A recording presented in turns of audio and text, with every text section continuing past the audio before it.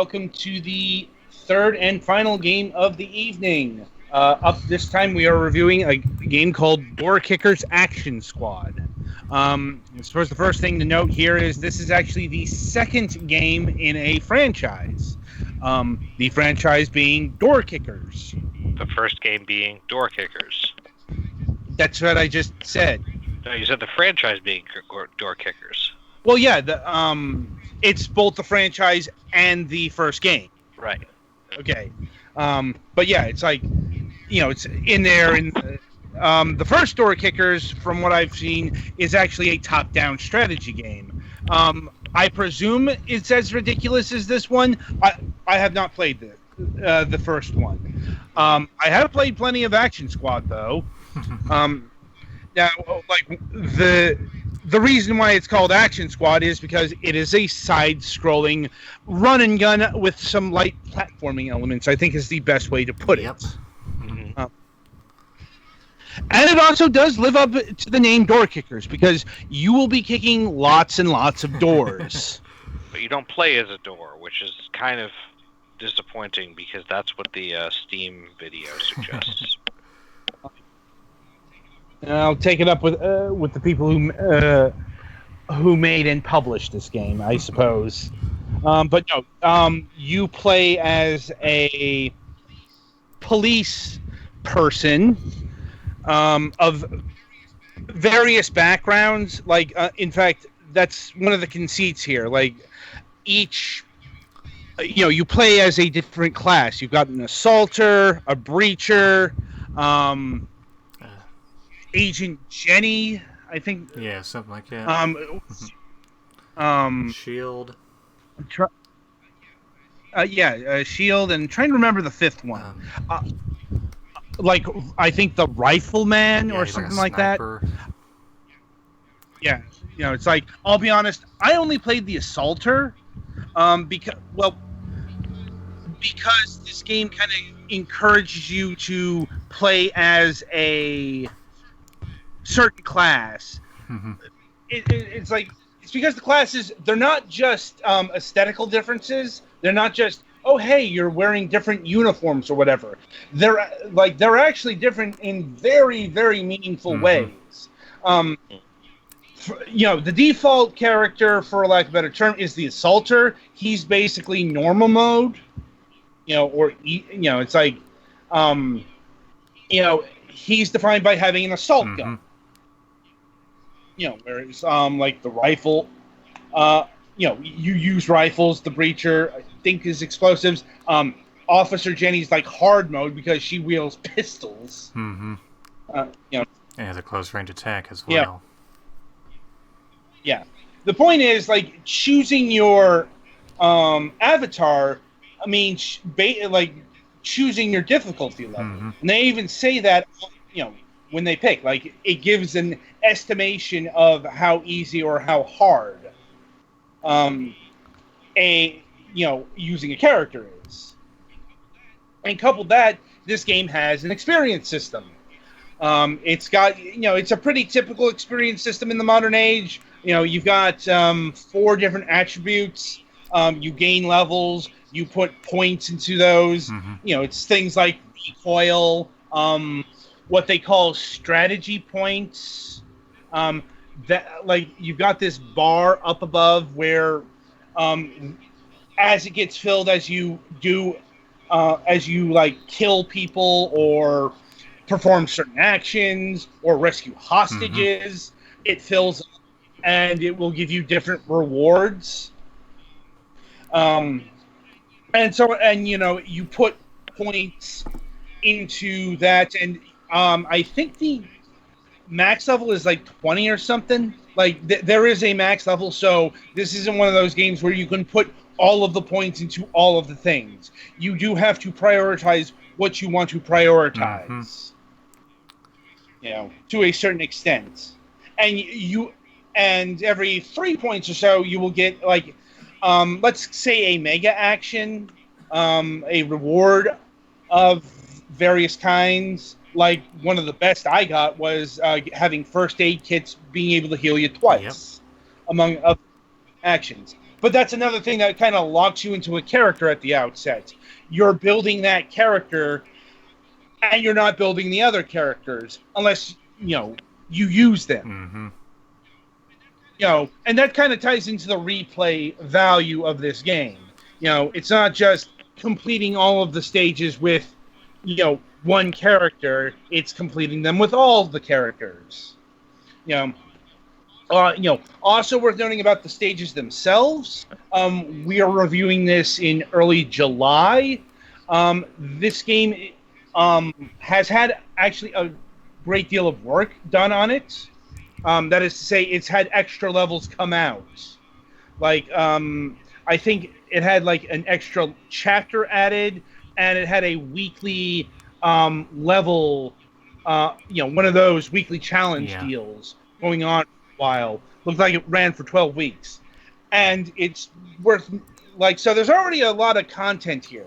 But they're also working on a full add-on to Door Kicker's Action Squad here, and that's supposed to be released in tandem with the console versions.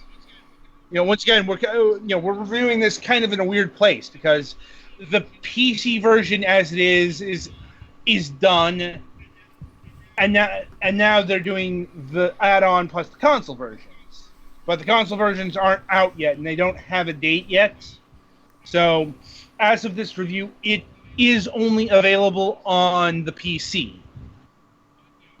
But, is coming to all of the consoles, PlayStation 4, Xbox One, and Nintendo Switch. There shouldn't be a radical difference in any of them, even the Switch version, because, this is a 2D pixel art affair. It's got simple graphics, but I'm honestly not sure if they're actually invoking the 1980s or not. I was wondering that myself. It's there's nothing that's really specifically tying that.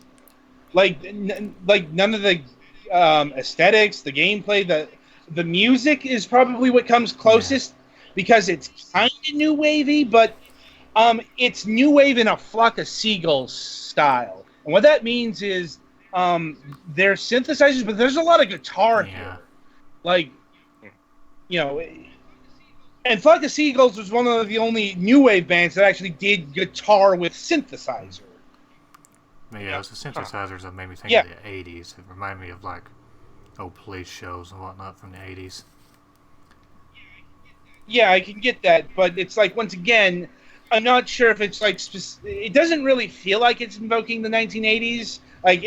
Everything looks pretty modern. It's none of the bad guys wear terrible 80s fashions. You don't look like an 80s cop. You look like modern SWAT team. So that's the kind of thing we'd have to ask, the developers or the publisher about. But it works all well enough. It's and the game is really, really fun. Is. I was kind of surprised at how good it was. So was I. And it's also, this isn't a straightforward action game some of the time. It's it depends on the missions. The missions where you clear out all the bad guys, that's about as straightforward as it's going to get. Your stock mission, the mission you're going to be on the most, is hostage rescue. And that ties into another scoring system. It's got mobile scoring as well. And it's Agent Fergie. Sorry, not Agent Jenny. Yeah. Anyway, it's got 3 gold stars. And that's based off of time. I think. I'll be honest. I never lost a star due to time. Neither have I. It's player deaths, and the hardest one, hostage deaths. Yeah, it's honestly, if I lost a star, it was usually because what the hostages do when they get freed is they will run for a few seconds, And sometimes there is a fucking enemy that shows Get up. caught in the crossfire. Like, also, don't duck in this game. I know. I suppose that depends on what character you're doing, because now there are areas where you can duck behind cover and get defense out of that. I'll be honest, I didn't use that, although that might have been because the assaulter, especially a powered up assaulter, especially powered up with specific gear. This is the thing I've been building up to. The gold star scoring system ties into unlockable weapons and gear and bombs. It's like you'll not only unlock better guns. Those are character specific, but you'll unlock gear, which is the kind of armor you wear. I'll be honest. Once I unlocked the toughest armor in the game, I just went with that because I didn't give a shit about speed. I'm like, trust me, this game, defense is better than speed. Indeed. So having as much defense, I found was a much better, especially combined with the strategy points, because on the lower end, like the lowest is it fills up your bulletproof vest, or it gives you a bulletproof vest if you don't have that selected. And then the third option is first aid kit. So I just found that taking bullets was just easier than anything else. That's why I like the shield so much. She's the only character who's worth using a duck with, because you can hide behind her shield and it'll protect you from most of the shots. Yeah, it's like tanking is your friend in this game, provided you can do it. Like, this is not recommended to every class, usually. And as far as bombs go, the various grenades, well, I'm like, you've got stun grenades, like you default to flashbangs, which are actually one of the most useful in the game, especially when you get to the later levels.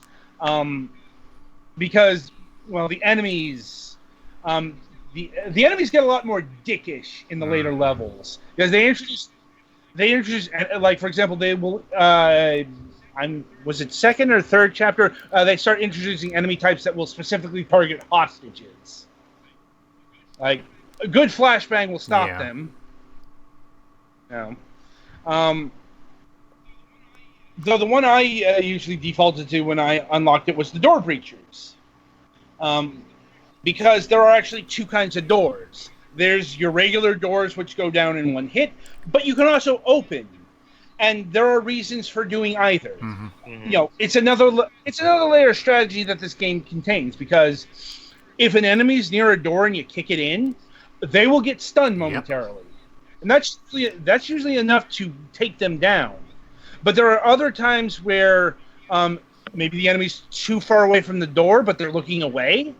And if you have the lights on, this is another thing that's introduced later on, is they will have darkened rooms so you can't see in there. But if they're far, if they're not looking in your direction and they can't be stunned by the door, then it's better to open the door and kill them that way. These are the this is a very non-linear game, and it's kind of up to you how you want to handle a situation. And this game will usually give you multiple ways to enter a floor or a room. Like, it's like you've got two doors, or you might enter through the ceiling. It's like another tactic you might consider is door manipulation. It's like some doors take you up and down in elevators, and you can use that to take down certain enemies. Some enemies will follow you, chapter enemies. I think it's like the one thing that doesn't work is ascending ladders, because getting off ladders is kind of hard, and it leaves you vulnerable. There's nothing you can do except for climbing. Actually, there is something you can do, and that's use a grenade. Oh yeah, that's right. I forgot about that. You got to make sure. You got to make sure it goes up there, Or though. else it's gonna blow up in your face. Well, once again, that's why I like using the door breachers. I can remotely blow shit up. So even if it sticks to the fucking wall, I can go off the ladder and have that blow up, not in my face. You know. And as far as the enemies, there are a lot of them. And there's actually a quite versatile set that use different kind of weapons, have different kind of reactions, from your basic knife-wielding psychos to enemies that use pistols, the hillbilly shotgun users. That's kind of your wake-up enemy. It's like they can actually take quite a bit of health down if they get a shot off. You got your machine gun heavies. You've got pyromaniacs of various sorts, like enemies that use flamethrowers and fire bombs. There's a lot of there's like these muscle guys who use range shots. I've not talked about this yet. Usually, you'll have two kinds of attacks, not including grenades. At least this is what I worked with the assaulter. It's you fire an assault weapon like you fire an assault weapon, or you fire the ranged shot, which is when the red light comes out, and if you get that off, it will usually kill an enemy.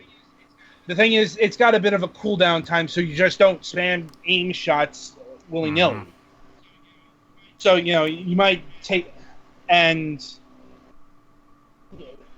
a lot of floors will have multiple enemies stashed in it. So, you're gonna I found the best way to handle the assault rifle was what they teach you in real life: short controlled bursts. Mm-hmm. Because here's the thing: the bullets don't always shoot straight. The bullets will fly off into the sky or down to the ground, especially as they travel distance. That's a thing that you can. That's a thing that you can get experience levels to tone down. Recoil. Mm-hmm. But it's another thing to consider, and that's more on the assault weapons than the pistols, from what I remember. Like, I did briefly test out a couple of the other characters. It's just the pistols are one shot at a time. That's why they're so hard to use. Like, let's see, other types of missions other than we've mentioned before. There's the bomb missions where you are timed and you've got to defuse a bomb. It's like the amount of time does depend on the mission. Sometimes it was like 4 minutes. Sometimes it was like a minute and a half. It's like, but if you're methodical, you're going to have to change up usually, because priority one is finding the bomb, which means for me it was like mowing through enemies, passing on civilians, that kind of thing, in order to make sure that the bomb was defused. Let's see, and the final mission type is the arrest warrant. This is the rarest. In fact, I think, it's not even in every chapter, actually, now that I think about it. But it's, there's one main bad guy that you gotta hunt down, and you got to weaken enough to have him surrender and not kill. I'm not even sure if the other enemies can surrender. It's just you kill them, they die. Insert commentary on American police system here. One of the game's taglines is "ridiculous strike through" or "realistic strike through ridiculous police action." Yeah, so interpret that as you will. Well, this game is very deliberately over the top and not satirical, but it's fairly lighthearted. Like I don't think it's making any actual critiques towards any police system. I'm like, it's just if policemen in real life happen to be overzealous bastards, that's another thing entirely. Like, anyway, the gameplay is really good, complex, and layered. Like, though, this is definitely I'd probably recommend getting this on, like, the Nintendo Switch, depending on how well it transfers to Joy-Cons. Yeah. Because it can also get fairly repetitive. Like, I found playing about 3-4 missions at a time at most was best, because while you've got a fair amount of missions, the basic structure of the game doesn't really change all that much, level to level, chapter to chapter. It's definitely not a case of, if you played the first couple of levels, you've seen all that this game has to offer. But, there's not quite that much variety where I'd recommend extended play sessions either. But that's fine. Also worth noting, this game does have a build feature.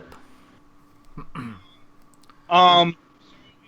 So if you get tired of going through other people's levels, you can make your own.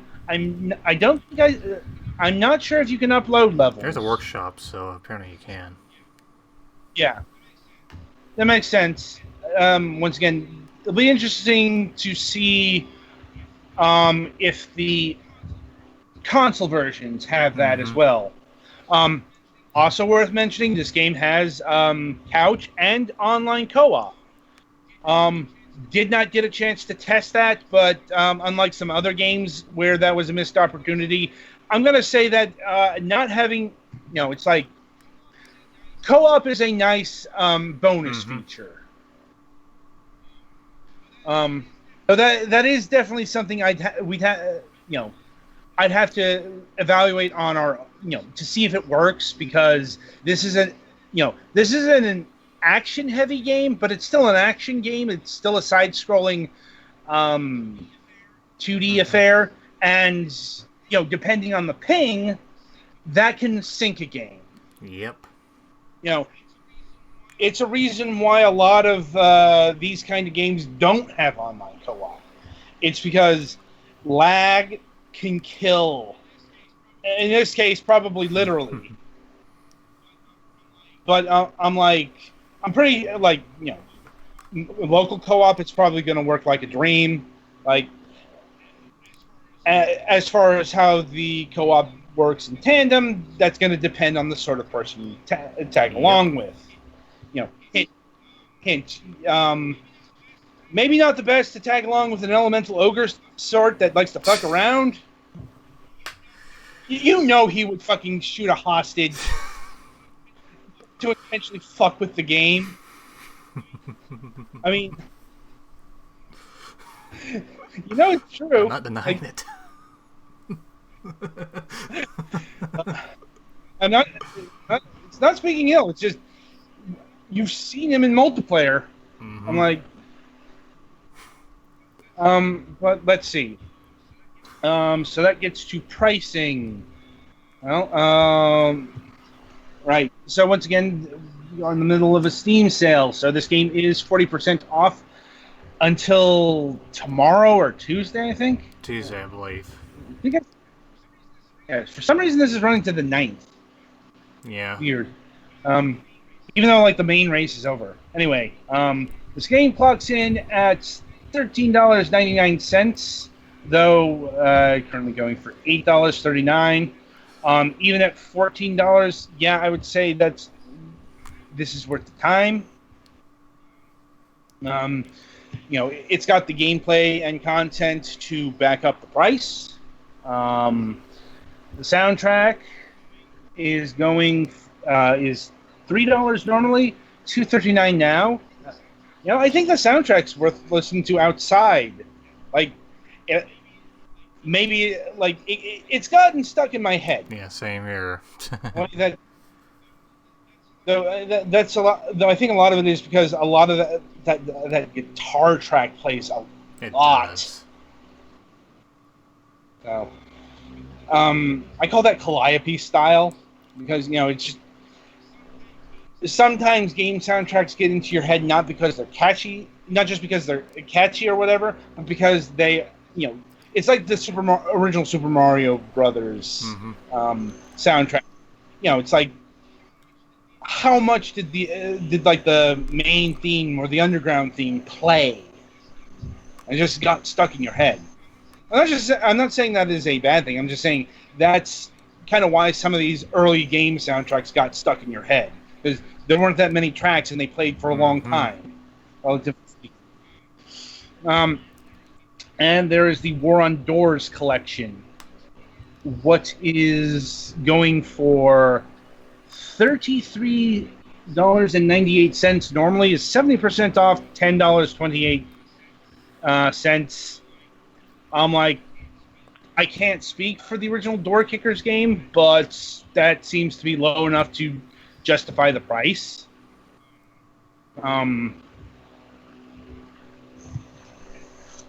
At full price, that becomes a lot harder to evaluate.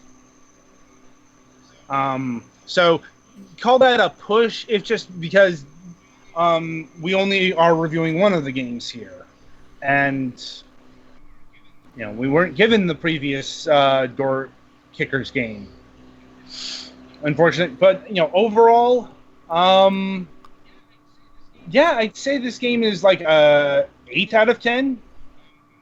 One of the better games I've played overall. Especially for like a downloadable game.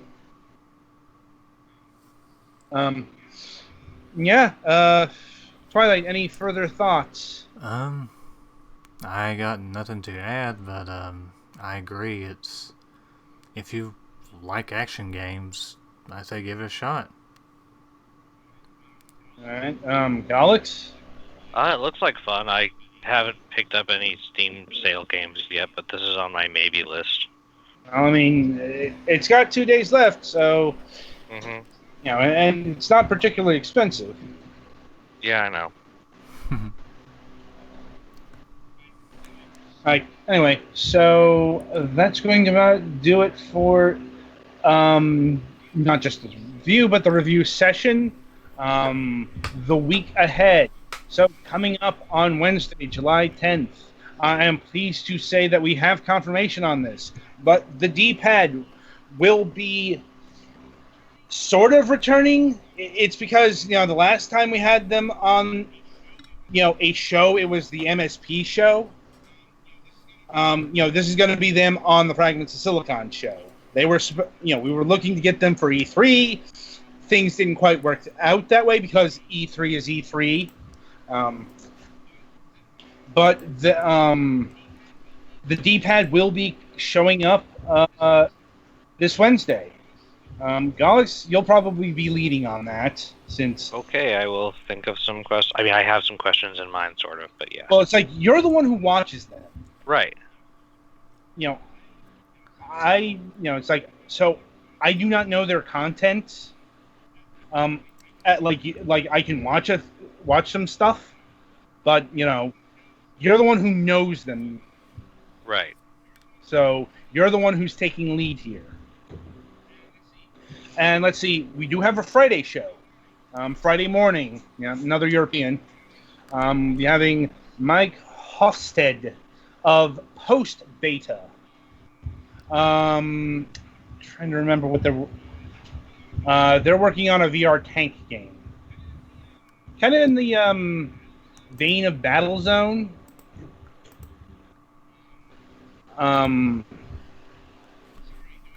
Sorry, doing some live research here. Here we go. It's called Discontinue. No. Oh, sorry. No, I'm thinking of another game that I think we got that we were going to highlighting later. But sorry about that. Discontinue is a VR disc throwing game where your goal is to survive in a dynamically generated synthwave-style world filled with hexagons forming various obstacles.